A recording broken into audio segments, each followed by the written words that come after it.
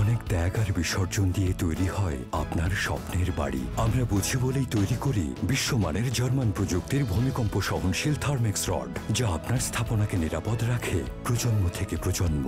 সালাম still, most durable still. এখন দেখবেন চ্যানেল আই সংবাদ।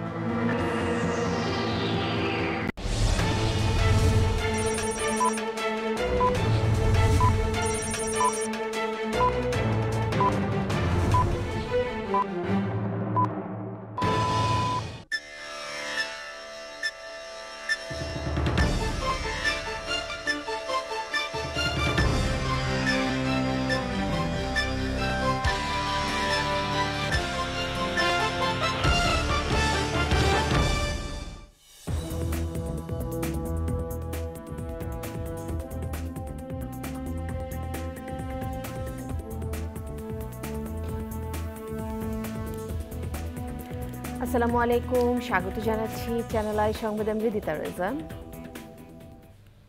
শুরুতেই জানিয়ে দিচ্ছি ফ্রেশ প্রিমিয়ামটি সংবাদ শিরোনাম। অস্ত্র নয়, মানুষের জীবনমান উন্নয়নে অর্থ ব্যয় করতে প্রধানমন্ত্রীর আহ্বান।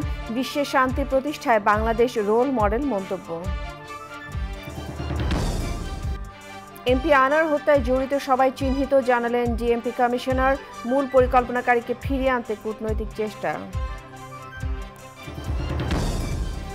এবং উপজেলা পরিষদ নির্বাচনের তৃতীয় ধাপে 87 উপজেলার শান্তিপূর্ণ ভোট। আগের দুবারের মতো ভোটার উপস্থিতি কম।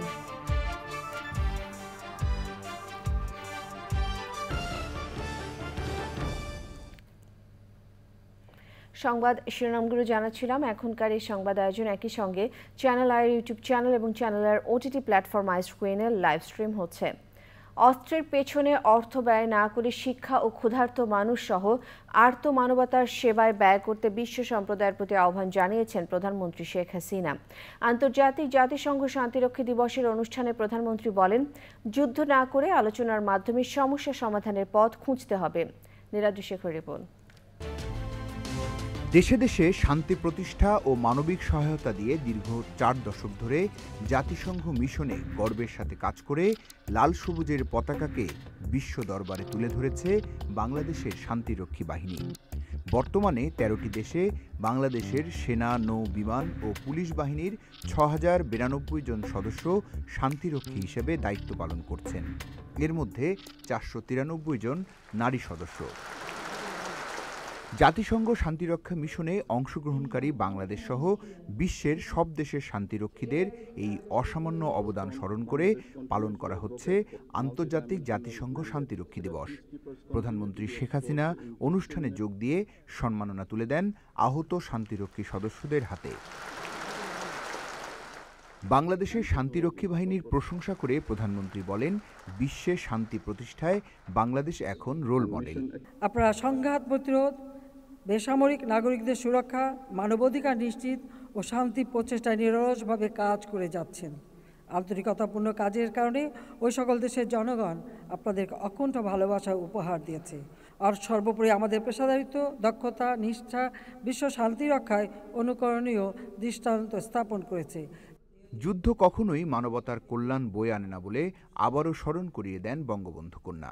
সংঘাত বা এই যুদ্ধ মানব জাতির জন্য কী কল্যাণ বয়ে আনছে।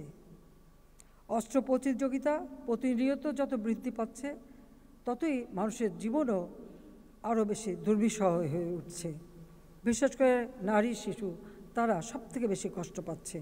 আমরা যুদ্ধ চাইলে শান্তি চাই, আলাপ আলোচনার মাধ্যমে সকল সমাধান করতে চাই। আমরা যারা অস্ত্র তৈরি এবং অস্ত্র প্রতিযোগিতায় এত অর্থ ব্যয় করছে, তাদের কাছে আমার আহ্বান, এই যে অর্থ ব্যয় হচ্ছে, এই অর্থ যদি এই যে ক্ষুধার্ত মানুষের আহারের ব্যবস্থা, শিক্ষার ব্যবস্থা, চিকিৎসার ব্যবস্থা করা হতো, তাহলে এই পৃথিবীতে শান্তি প্রতিষ্ঠিত হতো, মানুষের জীবনমান উন্নত হতো, মানুষ সুন্দরভাবে বাঁচতে পারত।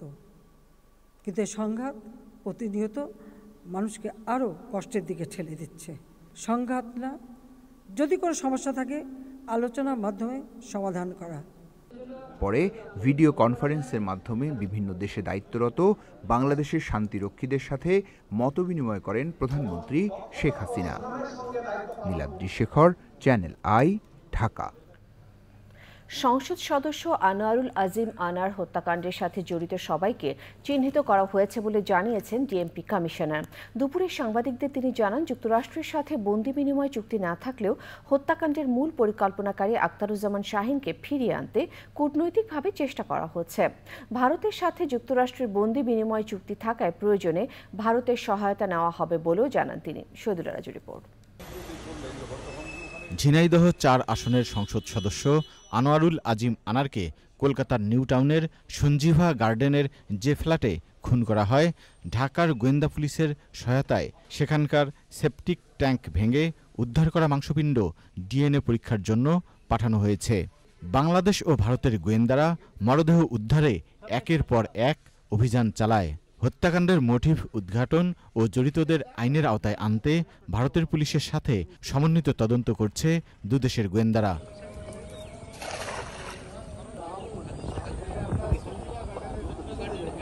উদ্ধার হওয়া দেহাংশ এমপি আনারের কিনা ফরেনসিক রিপোর্টের পর অনেক রহস্যের জট খুলবে বলে জানান ডিএমপি কমিশনার। যারা এটির সাথে জড়িত ছিল, বিশেষ করে হত্যাকাণ্ডের সাথে জড়িত ছিল, তাদের ইতিমধ্যেই চিহ্নিত করা হয়েছে। তাদের কেউ কেউ গ্রেপ্তার হয়েছে। হত্যার মোটিভ কি, এটি এখনো পর্যন্ত বাংলাদেশি পুলিশ কিংবা ইন্ডিয়ান পুলিশ কেউই উদ্ধার করতে পারেনি। এর মূল কারণ, এটির যিনি ষড়যন্ত্রকারী, এটির যিনি পরিকল্পনাকারী, তিনি এখন দেশের বাইরে রয়েছেন, তাকে গ্রেপ্তার করা যায়নি। তাকে গ্রেপ্তার করলেই কেবল এই হত্যার মোটিভ জানা সম্ভব হবে। ডিএমপি কমিশনার বলেন, হত্যাকাণ্ডের মোটিভ উদ্ঘাটনে চিহ্নিত পরিকল্পনাকারী শাহীনকে দেশে ফেরাতে সর্বোচ্চ চেষ্টা করা হচ্ছে। সুতরাং তার বিষয়টি সর্বোচ্চ গুরুত্ব দেওয়া হবে। আমাদের যদিও এই মুহূর্তে সেই ধরনের কোনো কন্ট্রাক্ট তাদের সাথে নেই, তারপরেও অন্য যে কোনো মাধ্যম বা কূটনৈতিক যে কোনো চ্যানেলে সর্বোচ্চ চেষ্টা এ বিষয়ে করা হবে। বাংলাদেশ ও ভারত দুদেশের আইনেই হত্যাকাণ্ডের বিচার হতে পারে বলে মনে করেন DMP commissioner. Shahidullah Raju, channel I, Dhaka. ষষ্ঠ উপজেলা পরিষদ নির্বাচনের তৃতীয় ধাপে দেশের ৮৭ উপজেলায় ভোট গ্রহণ শেষ হয়েছে। দুর্যোগপূর্ণ আবহাওয়ার কারণে টেকনাফ উপজেলা সেন্ট মার্টিস ইউনিয়নে নির্বাচন হয়নি। কিছু উপজেলায় ভোটার উপস্থিতি কম ছিল বলে জানিয়েছেন নির্বাচনের দায়িত্বরত কর্মকর্তারা।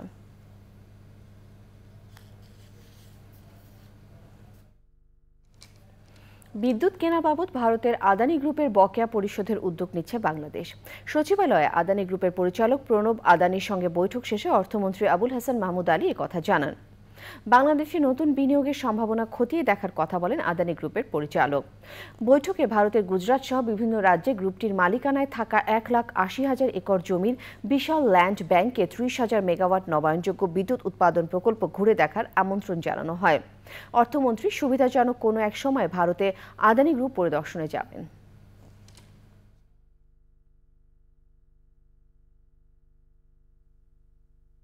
I think there are a lot of opportunities that Bangladesh has to offer. We are seeing how we can play a role to do some investment in Bangladesh. বিনিয়োগ তো আমরা ওয়েলকাম করি, কাজে ওরা তো অলরেডি করেছে অনেক, আরও করতে চায়।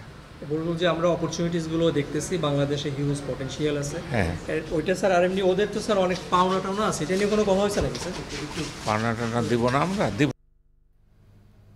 সময় হলো বিরতি নেবার। বিরতির পর আরো সংবাদের সাথে জানিয়ে ফিরব। আবারও আমন্ত্রণ।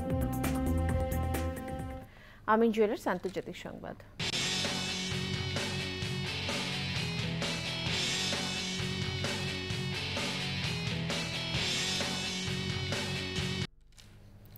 গাজার দক্ষিণাঞ্চলীয় রাফা শহরের কাছে বাস্তুচ্যুতদের জন্য ঘোষণা করা মানবিক এলাকা আল মাওয়াসিতে আবারও হামলা চালিয়েছে ইসরায়েল। এতে নারী ও শিশু সহ অন্তত ২১ জন নিহত হয়েছেন, আহত হয়েছেন ৬৪ জন।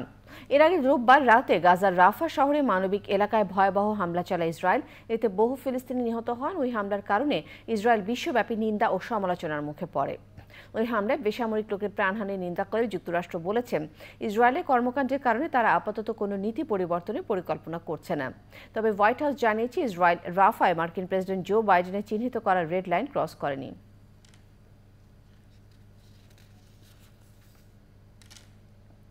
কৃষি সংবাদ।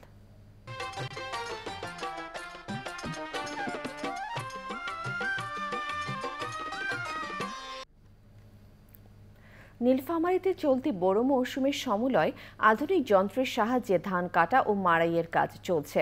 4 মাস আগে ডোমার উপজেলার 60 জন কৃষক 50 একর জমিতে যন্ত্র দিয়ে ধান রোপণ করেন। বর্তমানে তারা কম্বাইন্ড হারভেস্টার দিয়ে উৎপাদিত ধান কাটছেন। এতে কৃষকের অর্থ ও সময় দুটোই সাশ্রয় হচ্ছে।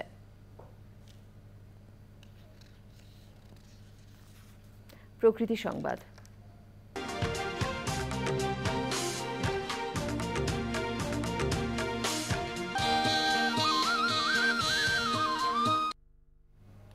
ঘূর্ণিঝড় রিমালের কারণে ধসে গেছে চাঁদপুর শহর রক্ষা বাঁধ। আর এতে ভাঙনের কবলে পড়েছে নদী তীরবর্তী বসতবাড়ি ও ফসলি জমি। আতঙ্কে দিন যাপন করছেন স্থানীয়রা। পানি উন্নয়ন বোর্ড জানিয়েছে ধসে যাওয়া অংশে দ্রুত মেরামতের কাজ চলছে।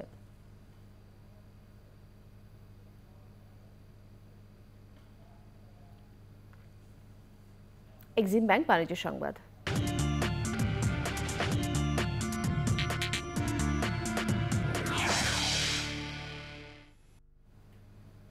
টঙ্গীতে ওয়ালটন ডিজিটাল ক্যাম্পেইন সিজন 20-এর প্রচারণা করেছে গাজীপুর জোনে ওয়ালটন ডিস্ট্রিবিউটর স্টার ইলেকট্রনিক্স। ক্যাম্পেইনের মূল প্রতিপাদ্য ছিল ননস্টপ মিলেনিয়ার 30 জনের পর এবার কারা হবেন মিলেনিয়ার।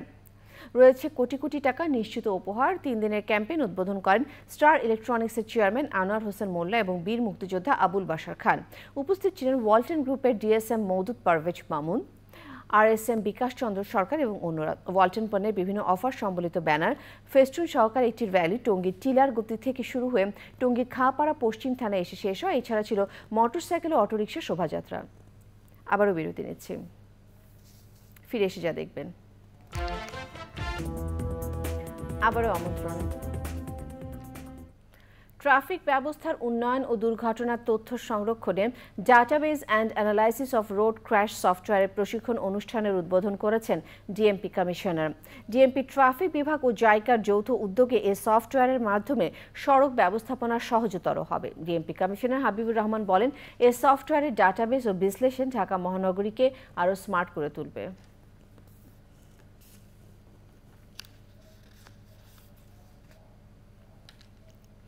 রাজধানী কদমতলী থেকে ব্যবসায়ী 70 লাখ টাকার ডাকাতির ঘটনায় 5 জনকে গ্রেফতার করেছে গোয়েন্দা পুলিশ ডিবি। উদ্ধার করা হয়েছে প্রায় 10 লাখ টাকা। মহানগর গোয়েন্দা পুলিশের লালবাগ বিভাগের উপপুলিশ কমিশনার মশিউর রহমান জানান, এই ডাকাত চক্রটি রাস্তাঘাটে নানা কৌশল অবলম্বন করে টাকা পয়সা লুট করে। বেশি টাকা পরিবহনের ক্ষেত্রে ব্যবসায়ীদের একা চলাফেরা না করা অথবা পুলিশের সাহায্য নেওয়ার আহ্বান জানিয়েছে গোয়েন্দা পুলিশ। খেলার খবর।